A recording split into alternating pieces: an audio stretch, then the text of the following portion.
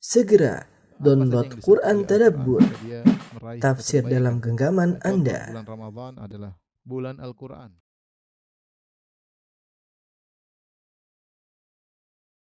Bismillahirrahmanirrahim. Assalamualaikum warahmatullahi wabarakatuh. Alhamdulillahi ala ihsani wa syukru lahu ala taufiqihi wa amtinani. Asyhadu an la ilaha illallah wahdahu la syarika lahu ta'ziman li sya'ni. Wa asyhadu anna Muhammadan abduhu wa rasuluhu da'ila ridwani. Allahumma salli alaihi wa ala alihi wa ashabihi wa ikhwani. Rekan-rekan yang dirahmati Allah Subhanahu wa taala, Majelis Ta'lim Al-Ittiba yang dimuliakan oleh Allah Subhanahu wa taala, kita melanjutkan pelajaran kita tentang Kitab Tauhid dan sampai kita pada bab yang ke-13, minasyirki an yastaghitha bi ghairillahi aw yad'u ghairahu. Di antara perbuatan syirik adalah beristighatsah kepada selain Allah atau berdoa kepada selain Allah. Kita tahu di antara ibadah yang teragung adalah ibadah doa. Makanya Nabi SAW mengatakan inna doa huwal ibadah. Semuanya doa itulah ibadah. Karena dalam doa nampak sekali ketundukan seorang hamba kepada Allah Subhanahu wa taala. Karena seorang ketika doa, dia merendahkan dirinya, dia mengangkat kedua tangannya, dia mengakui kehinaannya, dia mengakui ketidakmampuannya, dan dia mengakui kemaha kekuasaan Allah Subhanahu wa taala. Sehingga terkumpul dalam dia hal-hal yang menunjukkan bukti antara hamba dengan Khalik, antara makhluk dengan pencipta. Saya ulangi, doa adalah ibadah yang paling terbaik atau inti daripada ibadah. Inna doa huwal ibadah, doa adalah ibadah karena pada doa tersebut terkumpulkan ya dari seorang hamba mengakui kekurangannya, mengakui kehinaannya dengan posisi seperti mengemis dan minta kepada Allah Subhanahu wa taala, disertai dengan ketundukan hatinya di hadapan Allah Subhanahu wa taala, dan dia mengakui keagungan dan maha kekuasaan Allah Subhanahu wa taala. Disitulah bukti nyata dia adalah seorang hamba. Ini kondisi yang sangat dicintai oleh Allah Subhanahu wa taala. Kondisi seseorang tatkala dia merendahkan dirinya di hadapan Allah. Makanya seperti kondisi yang disukai oleh Allah juga ketika berdoa dalam sujud. Kata Nabi SAW, aqrabu ma yakunul abdu min rabbihi wa huwa sajid. Orang yang paling dekat dengan Allah ketika dia sedang sujud itu ketika dia benar-benar merendahkan dirinya. Karenanya fa aktsiru fihi du'a, perbanyaklah doa dalam kondisi demikian ya. Karena orang yang berdoa semakin dia menghinakan dirinya maka semakin mudah dikabulkan oleh Allah Subhanahu wa taala. Nah, kondisi yang merupakan pembuktian dia seorang hamba, kalau ternyata kondisi ini diserahkan kepada selain Allah, maka ini adalah syirik yang sangat besar. Yaitu jika seorang berdoa kepada selain Allah. Bayangkan ada seorang berdiri di hadapan berhala, menundukkan dirinya, kemudian menangis di hadapan berhala. Dengan kehinaan hatinya, dia tawakalkan segala urusannya kepada yang di depannya. Syirik jelas. Syirik top-topnya kesyirikan ini. Sama seperti seorang kemudian minta memohon kepada Nabi Isa misalnya dengan mengumpulkan hatinya bertawal kepada Nabi Isa, mengakui kehinaannya sebagai hamba, terus dia serahkan kondisi ini kepada Nabi Isa, maka ini syirik akbar. Sama jika seorang pergi ke kuburan Nabi SAW kemudian merendahkan dirinya, menangis-nangis, kemudian memohon minta kepada Rasulullah SAW, yang harusnya kondisi itu dia serahkan kepada Allah. Itu kondisi yang sangat dicintai oleh Allah Subhanahu wa taala. Kemudian diserahkan kepada makhluk, maka itu merupakan dosa syirik yang paling parah. Makanya syirik banyak, tapi yang paling parah di antaranya adalah syirik berdoa. Kata Allah Subhanahu wa taala, "Wa man adhallu mimman yad'u min dunillahi man la yastajibu lahu ila yaumil qiyamah." Siapa yang lebih sesat dan daripada orang yang berdoa kepada sembahan-sembahan selain Allah yang tidak bisa mengabulkan permohonannya sampai hari kiamat. Wa hum an du'aihim ghafilun, sementara mereka lalai dari permohonan-permohonan tersebut. Ya, yang mereka minta tidak tahu tentang apa yang mereka minta ya.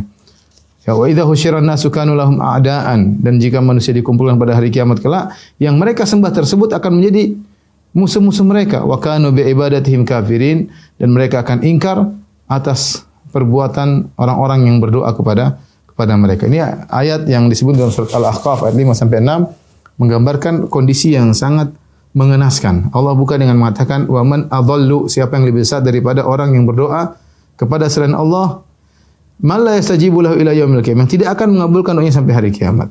Itu pertama ya. Wa hum an du'aihim ghafilun. Ya, mereka lalai dari doanya orang-orang minta, mereka tidak tahu ya. Mereka tidak tahu tentang doanya orang-orang ini. Ya. Nabi Isa, lihat, Nabi Isa alaihissalam pada hari kiamat kala Allah bertanya, "Anta qulta lin-nasi ittakhidhuni wa ummi ilahin min dunillah?" Wahai Isa, apakah kau menyuruh manusia untuk mengangkat dirimu dan mengangkat ibumu untuk menjadi dua Tuhan selain Allah? Ya. Maka Nabi Isa mengatakan, tidak sama sekali Allah, ya. Ma qultu lahum illa ma amartani bihi an ibudullaha rabbi wa rabbakum wa kuntu alaihim syahidan ma dumtu fihim. Kata Nabi Isa, aku tidak pernah perintahkan kepada mereka kecuali untuk menyembah Allah Tuhanku dan Tuhan kalian. Wa kuntu alaihim syahidan ma dumtu fihim, dan aku menjadi saksi hadir bersama mereka sementara aku bersama mereka. Falamma tawaffaitani, tatkala kau angkat aku, kunta antar raqiba alaihim, kau yang mengawasi mereka. Nabi Isa mengatakan, saya tidak tahu menahu tentang apa yang mereka lakukan. Saya hanya tahu ketika saya bersama mereka. Ketika kau angkat saya, ya, atau kau wafatkan saya, atau kau tidurkan saya dan diturunkan pada hari kiamat kelak, menjelang hari kiamat, ya, engkau yang memperhatikan mereka. Nabi Isa, sekarang berapa miliar orang memohon kepada Nabi Isa. Dan dia ghafil, dia tidak tahu tentang doa mereka semua. Dia tidak tahu. Miliaran mungkin orang berdoa kepada Nabi Isa, namun dia tidak tahu apa yang dimintai oleh mereka. Yang lebih parah kata Allah, wa idza husyira an-nasu kanu lahum a'daan. Nanti kalau dibangkitkan manusia, yang disembah-sembah ini, yang disembah akan menjadi musuh bagi para penyembahnya. Wa kanu bi ibadatim kafirin, dan mereka yang disembah akan berlepas diri dari peribadatan yang dilakukan terhadap mereka pada ketika di dunia. Hal ini kenapa ikhwan dan akhwat rahmatillah subhanahu wa ta'ala? Karena tidak ada yang bisa mengabulkan doa kecuali Allah subhanahu wa ta'ala. Allah berfirman, "Amma yujibul muttarra idza da'ahu wa yakshifus su'a wa yaj'alukum khulafa'al ardi. A ilahum ma'allah qalilan ma tadhakkarun." Siapakah yang mengabulkan doa orang-orang dalam kesulitan? Amma yujibul muttarra, siapa yang bisa mengabulkan doa orang dalam kondisi darurat, dalam kondisi genting. Al-muttar maksudnya dalam kondisi genting. Idza da'ahu, tatkala dia berdoa kepada Allah, wa yakshifus su' dan menghilangkan kesulitan, wa yaj'alukum khulafa'al ard, dan menjadikan kalian menjadi khalifah di bumi. A ilahumma Allah, apakah ada sesembahan selain Allah yang disembah, yang diibadahi, di tempat berdoa? Qalilan ma tadhakkarun, hanya amat sedikitlah kalian mengingat Allah Subhanahu wa taala, ya. Oleh karenanya ayat-ayat seperti ini banyak, ya. Hanya Allah, ya, yang tempat berdoa, ya. Kata Allah, wala tad'u min dunillahi ma la yanfa'uka wa la yadhurruk. Janganlah kau berdoa selain Allah, kepada selain Allah yang tidak bisa beri manfaat, tidak bisa beri mudarat. Fa in fa'alta fa innaka idza minadh dhalimin. Kalau kau melakukannya tentu kau termasuk orang-orang yang zalim, itu orang musyrik. Hal ini karena tidak ada yang bisa mengabulkan doa kecuali hanya Allah. Lihatlah para nabi, mereka beristighatsah kepada Allah Subhanahu wa taala. Dari Nabi Nuh alaihissalam berdoa, wa nada Nuhu rabbahu, berdoa kepada Allah Subhanahu wa taala. Ya, semuanya berdoa kepada Allah Subhanahu wa taala. Dalam kondisi genting mereka berdoa kepada Allah Subhanahu wa taala. Wa Zakaria idz nada rabbahu. Ya, ketika Nabi Zakaria ketika berdoa kepada Rabbnya. Ya. Ketika dia tidak punya anak, dia minta kepada Allah, inni wahanal azmi washta'ala ar-ra'su syaiba, ya Allah, tulangku sudah lemah dan rambutku sudah putih semuanya, ya. Minta agar, ya, taj'alni fardan wa anta khairul warithin, ya. Berikanlah aku anak. Berdoa kepada Allah Subhanahu wa taala. Ya. Siapa lagi? Nabi Yunus, ya, dalam perut ikan paus, ya. Wa nada fi dhulumati alla ilaha illa anta subhanaka inni kuntu minadh dhalimin.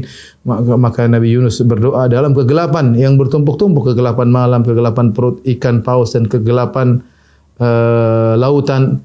Dia kemudian berdoa, alla ilaha illa anta, tidak ada sembahan yang berhak disembah kecuali Engkau ya Allah, inni kuntu minadh dhalimin. Sungguhnya aku termasuk orang yang berbuat zalim. Semua nabi berdoa kepada Allah Subhanahu wa taala. Wa ayyuba idz nada rabbahu anni massani adh-dhurru wa anta arhamur rahimin. Ketika lihatlah bagaimana Nabi Ayub ketika terkena musibah, yaitu dengan penyakit yang parah, ya. Disebutkan bertahun-tahun. Dia mengatakan anni massani adh-dhurr, ya Allah, aku ditimpa dengan penderitaan. Wa anta arhamur rahimin, dan Engkau sungguh adalah yang maha penyayang dari yang menyayangi, ya. Berdoanya kepada Allah Subhanahu wa taala semuanya. Kemudian siapa lagi? Contohnya Nabi Muhammad sallallahu alaihi wasallam.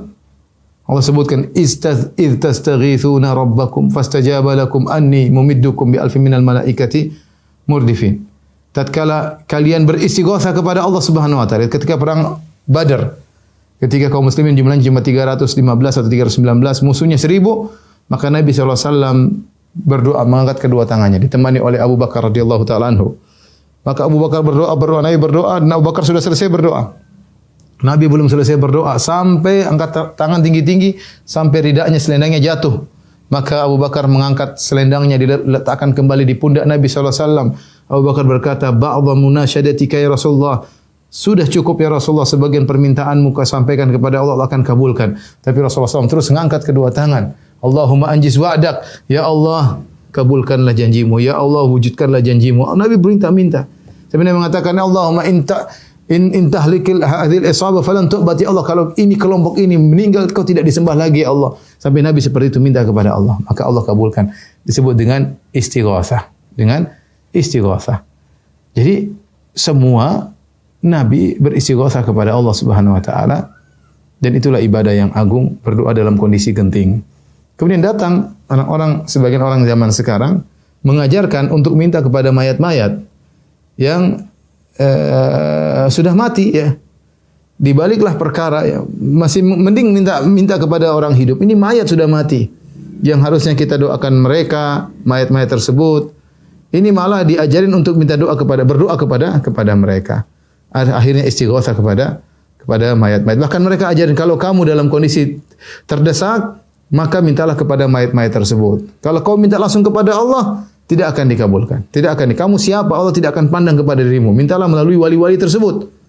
Maka kita dapati orang-orang ke dalam kondisi genting, mereka minta kepada Allah. Ada yang mengatakan ya Ali, ya Ali. Ada yang mengatakan ya Husain, ya Husain. Ada yang mengatakan ya Sayyidil Badawi. Ya, ada yang mengatakan macam-macam mereka. Ada yang ya Abdul Qadir Jailani. Mereka nyebut nama-nama wali, dan itu syirik akbar.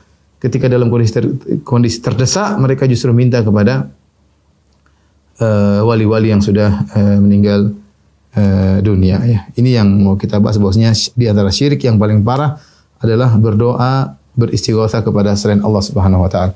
Tapi kita sebutkan pembagian di sini doa ya. Doa bisa dibagi menjadi dua ya. Namanya doaul ibadah. Namanya yang kedua doaul masalah. Doa ibadah maksudnya semua ibadah disebut doa ya. Semua ibadah dinamakan juga dengan doa.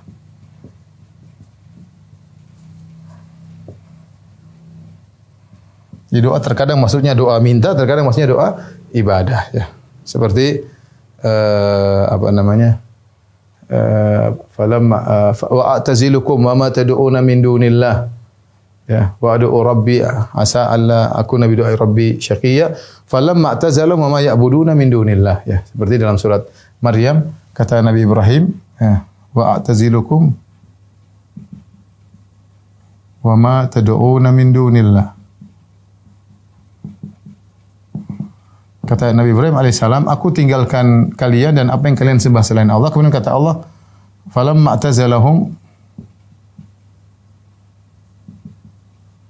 wa ma ya'buduna min dunillah.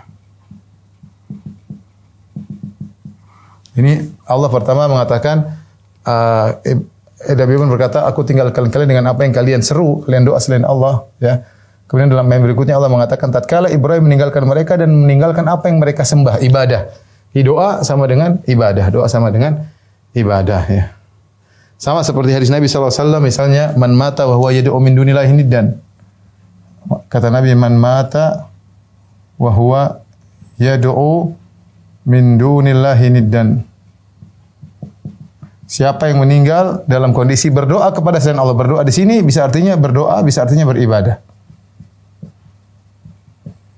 Dan begitu demikian banyak tafsir para ulama. Misalnya wa annal masajid lillahi fala tad'u ma'allahi ahadan. Misalnya wa anna al masajid lillah fala tad'u ma'allahi ahadan. Sungguhnya masjid ini semuanya milik Allah, maka jangan kau berdoa. Di sini bisa diartikan berdoa, bisa diartikan beribadah. Bisa diartikan beribadah. Karena doa bisa dibagi menjadi dua, doa ibadah, itu semua ibadah juga dinamakan dengan doa ya. Dan namanya doa al-mas'alah itu meminta. Meminta, doa permohonan. Doa permohonan. Dua-duanya tidak boleh diserahkan kepada selain Allah ya. Dua-duanya tidak boleh diserahkan kepada selain Allah. Makanya dalam Al-Qur'an banyak sekali, wa may yad'u ma'allahi ilahan akhar, barang siapa yang berdoa bersama Allah selain Allah, maksudnya barang siapa yang beribadah juga.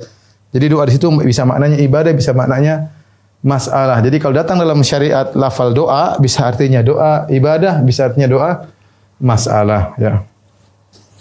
Baik, doa permohonan ini umumnya disebut dengan al-isti'anah ya. Kepada Allah, al-isti'anah billah ya. Isti'anah umum itu minta pertolongan kepada Allah.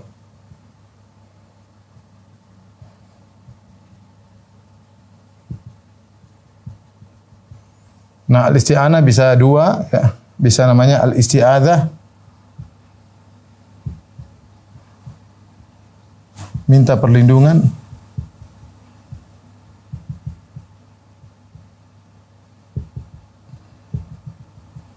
Namanya al-istighatsah. Istighatsah minta ghaus. Al-ghaus. Ini sama pertolongan tapi dalam kondisi genting kepada Allah. Al-ghaus itu adalah pertolongan dalam kondisi genting.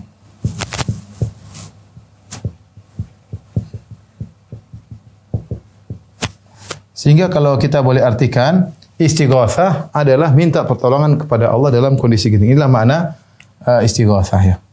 Semuanya kita hanya boleh kepada Allah. Istighatsah, al-isti'anah billah, al-isti'adzah billah, al-istighatsah billah ya. Semuanya harus kepada Allah Subhanahu wa taala. Nah, bagaimana kalau kita istighatsah kepada selain Allah, maka ada perinciannya. Insyaallah saya gambarkan setelah ini, tolong dihapuskan.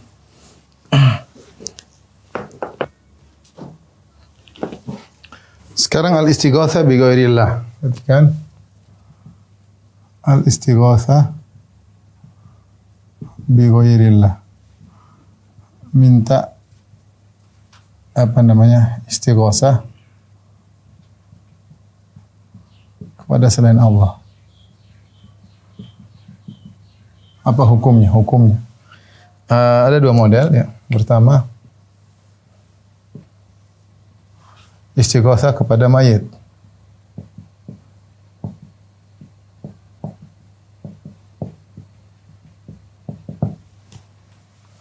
Kedua, istighatsah kepada yang hidup, yang masih hidup. Istighatsah kepada yang masih hidup terbagi menjadi dua ya. Yang hidup namun gaib, yaitu tidak hadir, namun gaib, dalam kurung tidak hadir. Yang kedua yang hidup dan hadir.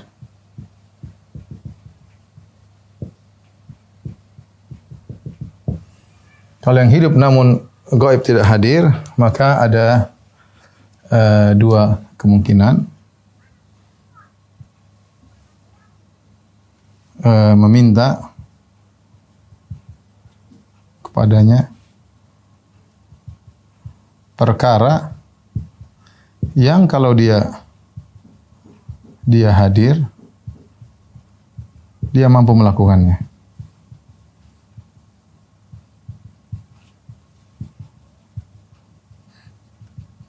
Yang kedua, meminta perkara yang kalau dia hadir,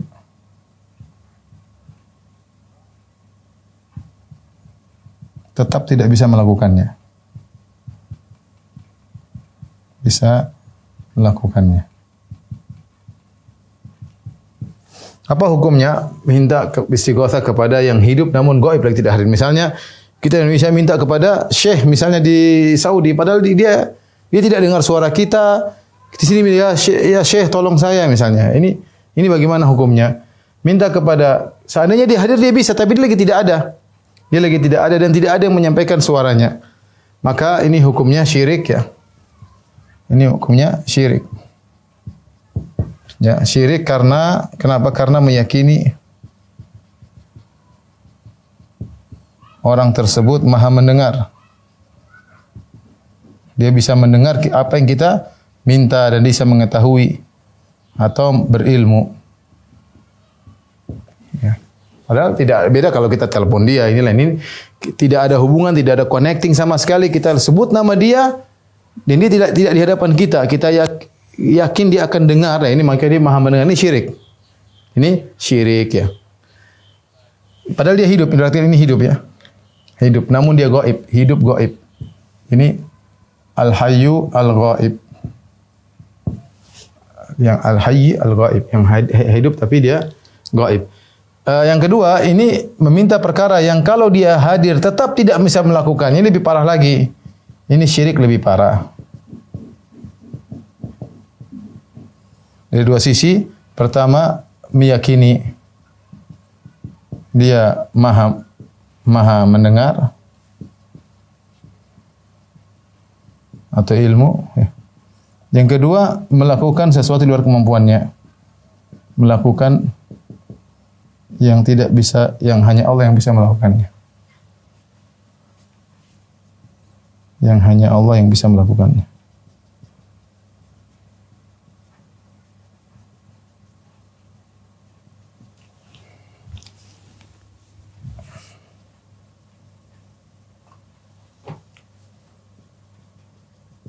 Contoh misalnya, seorang di lautan, tiba-tiba dia manggil nama syekh, yang syekh tersebut mungkin tinggal di luar negeri. Ya ini, siapa yang bisa mengatur di lautan? Siapa yang bisa mengatur ombak? Ya meskipun dia masih hidup, tapi dia gaib. Misalnya seorang di lautan minta tolong kepada syekh. Ya. Misal, di tengah ombak, menyeru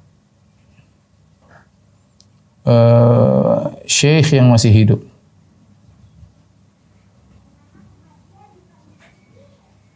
Tapi gaib, tapi tidak hadir. Gaib. Ini jelas.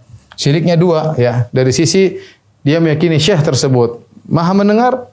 Yang kedua, syekh tersebut bisa melakukan apa yang tidak bisa melakukan kecuali Allah. Hanya Allah yang bisa melakukan. Seperti ngatur ombak. Yang bisa melakukan siapa? Hanya Allah Subhanahu wa taala. Sekarang yang hidup dan hadir. Ini al-hayyu al-hadir. Al-hayyu al-hadir. Maka tentu dua model aja. Minta tolong pada perkara yang dia mampu lakukan. Ini boleh tentunya. Perkara yang dia mampu lakukan. Maka ini hukumnya boleh. Ya seperti Allah sebutkan dalam surat Al-Qasas. Fastaghathahu alladhi huwa min syi'atihi 'ala alladhi huwa min aduwihi. Ketika kata Allah Subhanahu wa taala, ketika seorang suku Bani Israel minta tolong kepada Nabi Musa, kata Allah fastaghathahu alladhi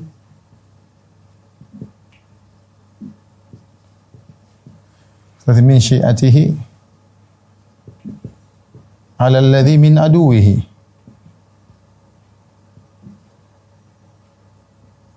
Fawakazahu Musa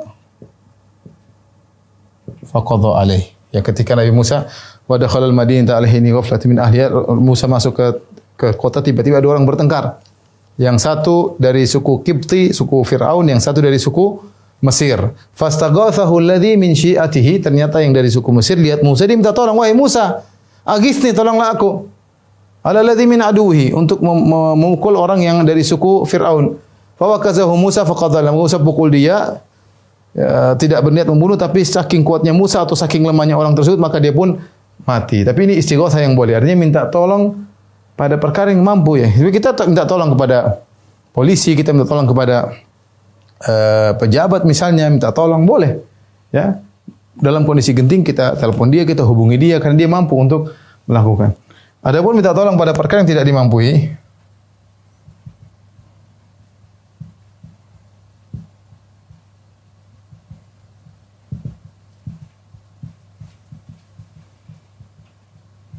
hanya Allah yang mampu, maka ini syirik. Ini apa? Syirik. Ya. Seperti minta kepada seorang Syekh lapangkan rezekiku, ya Syekh mudahkanlah aku, istri saya mudahkan bagaimana bisa melahirkan. Ya ini tidak bisa, ini urusan Allah Subhanahu wa taala ya. Hujan bagaimana datangkan hujan ya? Enggak, ini yang bisa hanya Allah Subhanahu wa taala. Maka seperti ini hukumnya syirik. Ya. Taib. Yang kedua istighotsah kepada mayat. Istighotsah kepada mayat ya, maka ada dua bentuk ya.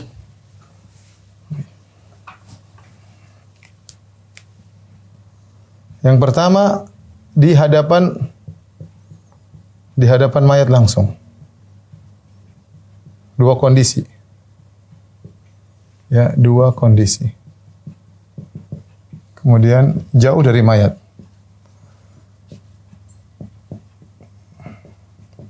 Contoh di hadapan mayat langsung, contoh misalnya di depan kuburan.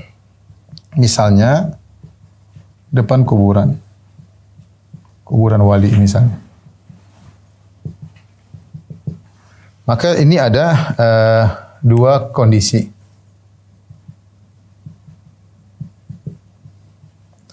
Meminta mayat untuk mendoakan. Mendoakan kepada Allah. Datang ke kuburan mbah atau ya wali, ya sunan. Mintakanlah untukku kepada Allah agar Allah memberikan aku begini. Jadi berdoanya kepada Allah tapi minta lewat dia. Bagaimana hukumnya? Ini ada khilaf, hukumnya khilaf. Seperti ini. Ada yang mengatakan ini syirik. Ini pendapat sebagian ulama, dia mengatakan bid'ah. Tidak sampai pada kesyirikan. Kenapa? Karena dia mintanya bukan kepada mayat, tapi dia mintanya kepada Allah. Hanya saja dia minta, dia anggap mayat ini masih hidup, masih bisa dengar. Ada syubhat dia mengatakan ini bisa dengar, saya bisa ajak ngobrol. Ya mumpung dia masih bisa dengar, saya bilang tolong mintakan kepada Allah. Maka ada khilaf, ada yang mengatakan termasuk syirik karena dia merendah kepada Allah sehingga ada sejenis ibadah kepada dia merendah kepada sang mayat sehingga ada ibadah kepada mayat tersebut. Datang, oh ya mayat, ya wali, ya seakan-akan dia ada ibadah ke situ. Tapi sebenarnya mengatakan tidak sampai pada derajat syirik karena dia tetap minta kepada Allah, bukan minta kepada mayat. Mayatnya hanya sekedar doakan dia. Ya ini, tapi dia mintanya di depan kuburan. Kenapa dikatakan bid'ah? Karena dengan dua alasan. Pertama, mintanya tetap kepada Allah.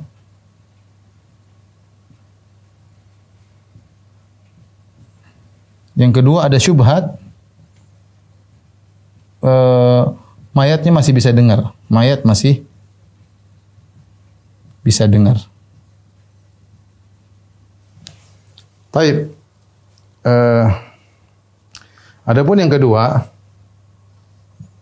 meminta kepada mayat, maka ini jelas syirik. Ya, namanya doa berarti ini syirik dengan kesepakatan syirik akbar. Datang kepada mayat, wahai mayat, mudahkanlah urusanku. Wahai mbah, mudahkanlah urusanku. Ridhoilah lapangkanlah rezekiku. Ya mbah, mudahkan istriku mengandung. Ini semua ini syirik akbar. Syirik akbar. Karena dia minta hal-hal kepada mayat. Ya. Taib. Adapun kalau dia istighotsah kepada dalam kondisi jauh dari mayat. Ya, contoh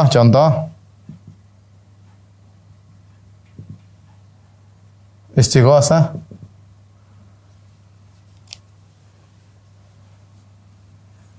dia di Indonesia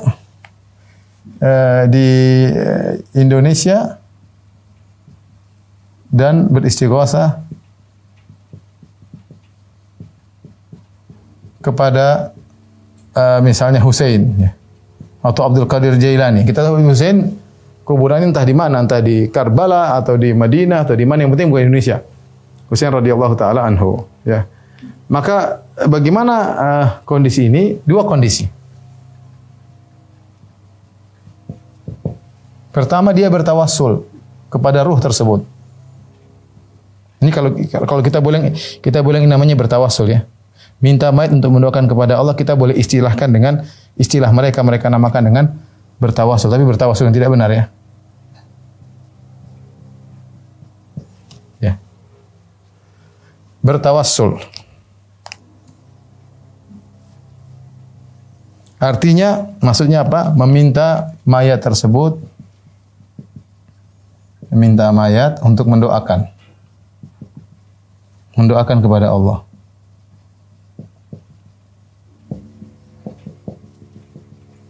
Maksudnya apa? Kondisi ini sama dengan kondisi sama antara ini dengan ini. Cuma bedanya ini di hadapan kuburan, kalau ini jauh dari kuburan. Apakah ada beda hukum? Ini hukumnya syirik akbar. Syirik. Kenapa? Karena dia meyakini sang mayat maha mendengar.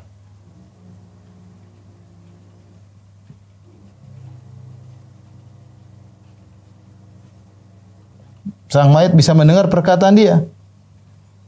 Padahal mayatnya jauh sana. Sudah mati lagi ya. Syirik. Meskipun dia tidak minta kepada dia bilang, "Ya Husain, sampaikanlah doaku kepada Allah." Ini enggak boleh. "Ya Husain, ya Abdul Qadir Jailani, sampaikan doa kepada Allah." Enggak boleh. Abdul Qadir Jailani di Irak atau di mana? Husain entah di mana, entah di Mesir, entah di Irak, Karbala atau entah di Madinah ya. Yang benar di Madinah yang menurut sebagian ahli sejarah. Kemudian yang kedua, meminta kepada mayat.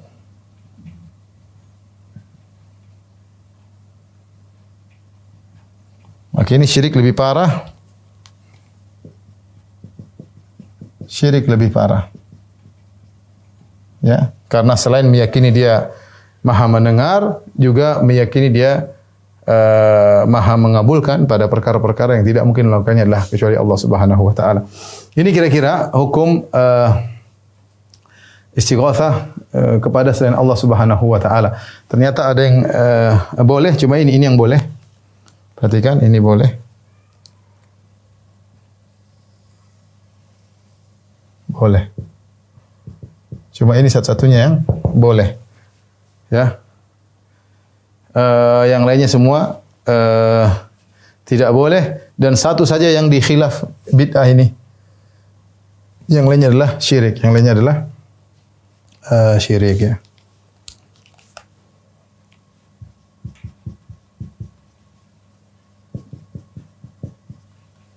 Yang lainnya adalah syirik. Taib bisa di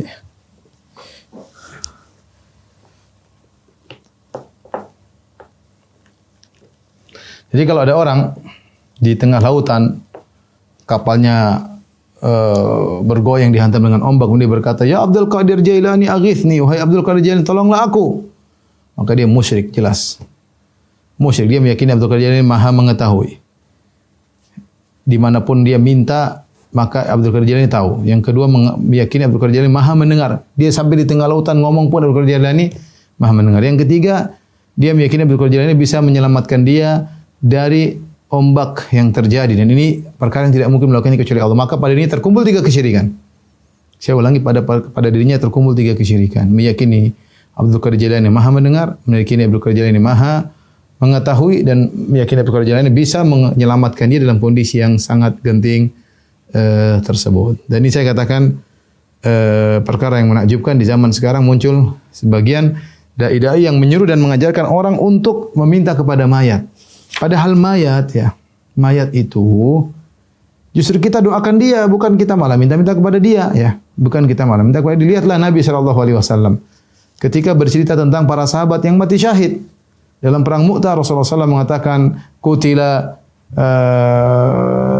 Zaid syahidan, istaghfir li akhikum." Sungguhnya Zaid bin Harithah meninggal mati syahid. Mohon ampunlah buat dia. Ya, ini mati syahid padahal. Yang kata Allah mati syahid itu belum mati, tapi di sisi Allah Subhanahu wa taala hidup di alam barzakh. Dapat kedudukan mulia, tapi dia butuh ampunan agar semakin tinggi derajatnya. Nabi tidak mengatakan mumpung dia sudah jadi mati syahid minta-minta sama dia, enggak.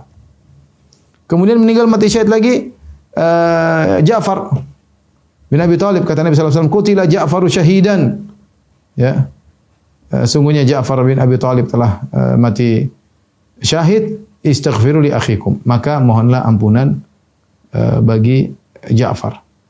Kemudian Rasulullah SAW berkata lagi, qutila Abdullah bin Rawaha syahidan. Abdullah bin Rawaha mati syahid. Istaghfir li akhi, mohonlah ampunan bagi Abdullah bin Rawaha. Jadi justru Nabi menyuruh kita mendoakan para syuhada, ya. Dan itu dipraktikkan oleh Nabi sallallahu alaihi wasallam. Nabi datang ke kuburan syuhada, Nabi doakan mereka. Tidak sekalipun Nabi ngajarin para sahabat yang masih hidup untuk minta kepada para syuhada yang sudah meninggal dunia. Enggak ada sama sekali. Enggak ada sama sekali. Yang justru orang sudah meninggal butuh diangkat derajatnya dan dia sudah tidak bisa beramal soleh lagi. Idza mata ibnu Adam inqata amaluhu. Jika telah meninggal anak Adam terputus amal, mencakup semuanya. Semua termasuk mati orang yang mati syahid, terputus amalannya. Kecuali illa min thalath, kecuali 3 perkara. Dari amal soleh, sedekah jariyah, sedekah jariyah, ilmu yang yuntafa'u bihi bermanfaat, kemudian waladun soleh doa, anak soleh yang mendoakannya. Jadi mereka membutuhkan doa dari orang-orang yang hidup. Sekarang dibalik perkaranya dengan berbagai macam syubhat, mereka mengatakan kalau mau istighosah kepada mayat, dan itu mereka sampaikan ya. Dan saya nukil dalam Syarah Qawaidul Arba bagaimana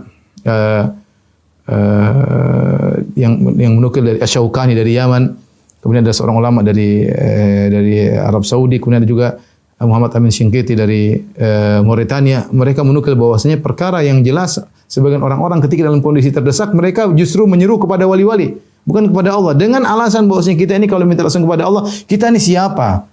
Mas, apa Allah mau tengok kita? Hendak kita minta kepada wali-wali. Wali-wali akan menyampaikan langsung kepada Allah Subhanahu wa taala. Ini kesyirikan. Justru hati tergantung kepada wali-wali, bukan kepada Allah Subhanahu wa taala. Dan inilah syirik akbar. Waspada dengan syubhat-syubhat yang mereka sampaikan. Orang sudah meninggal itu justru kita yang doakan, bukan malah kita minta doa kepada mereka. Ya. Baik, ikhwan dan akhwat yang dirahmati Allah Subhanahu wa taala, ya. Ini mungkin yang saya sampaikan, ya. Insyaallah mungkin pada pertemuan depan kita akan sebutkan syubhat-syubhat yang, karena ini perkara yang sangat penting mengenai minta-minta kepada mayat. Ini perkara yang digembar-gemborkan oleh mereka, ya, yang mereka tak namakan dengan tawassul, padahal para sahabat tidak pernah melakukannya. Tidak ada yang pernah datang ke kuburan Nabi minta-minta kepada Nabi SAW. Tidak ada yang pernah datang ke kuburan Abu Bakar minta-minta kepada Abu Bakar. Tidak pernah ada. Tidak pernah yang datang ke kuburan Umar, kuburan Ali, kuburan Utsman minta-minta. Enggak ada. Para tabi'in tidak melakukannya. Kemudian muncul zaman sekarang ini adalah bid'ahnya orang Syiah. Bagaimana pengagungan terhadap penghuni kubur diikuti oleh sebagian ahlu sunnah, sehingga akhirnya terperangkap dengan syubhat ini dan menyuruh orang untuk justru minta-minta kepada mayat-mayat sudah mati, ya. Di antara hal yang saya pernah diskusi sama seorang, hal yang paling konyol, dia bilang, kalau Anda mengingkari beristighosah kepada mayat, berarti Anda mengingkari kemahakuasaan Allah. Anda mengingkari kemahakuasaan Allah. Loh, kok bisa? Saya bilang, kenapa bisa? Mampu enggak Allah buat mayat-mayat tersebut mendengar permintaan kita?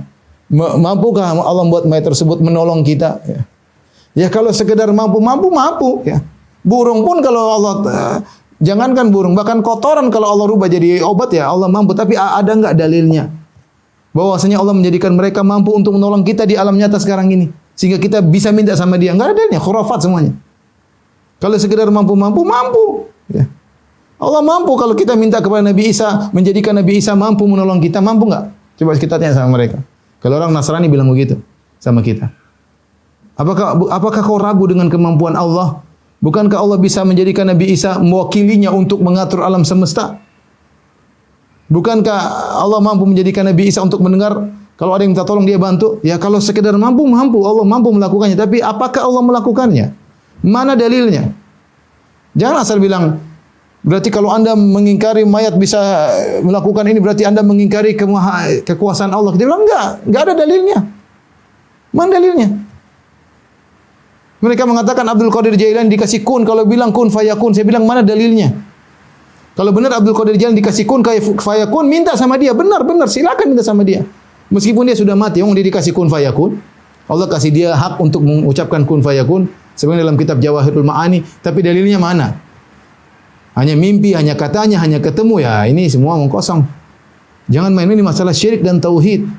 Bagaimana mengajarkan orang saja bergantung kepada jimat. Syirik ini bergantung kepada suatu yang tidak ada, yang tidak hadir. Ya. Yang dianggap bisa mendengar, bisa mengetahui, bisa mengatasi permasalahan dia. Ini benar-benar membuat hati tergantung kepada orang seperti ini. Ini adalah syirik akbar. Waspada. Ya, waspada. Jangan kita minta kecuali kepada Allah. Nabi-nabi saja mintanya kepada Allah. Nabi Muhammad SAW minta kepada Allah, Nabi Musa, Nabi Isa, semuanya minta kepada Allah, minta tolong sama Allah Subhanahu wa taala, istighosa kepada Allah. Lantas kemudian kita minta sama nabi-nabi tersebut. Yang nabi-nabi tersebut tidak bisa menolong diri mereka sendiri. Nabi Muhammad SAW bisa menolong dirinya dalam perang Badar? Enggak ada, Allah yang tolong. Enggak bisa, kalau Allah enggak tolong enggak bisa. Terus kita minta kepada nabi-nabi tersebut. Apalagi hanya kepada orang di bawah para nabi, apalagi orang yang enggak jelas dianggap wali belum tentu wali. Wallahu a'lam bishawab. Demikian saja yang saya sampaikan. Wabillahi taufiq wal hidayah. Assalamualaikum warahmatullahi wabarakatuh.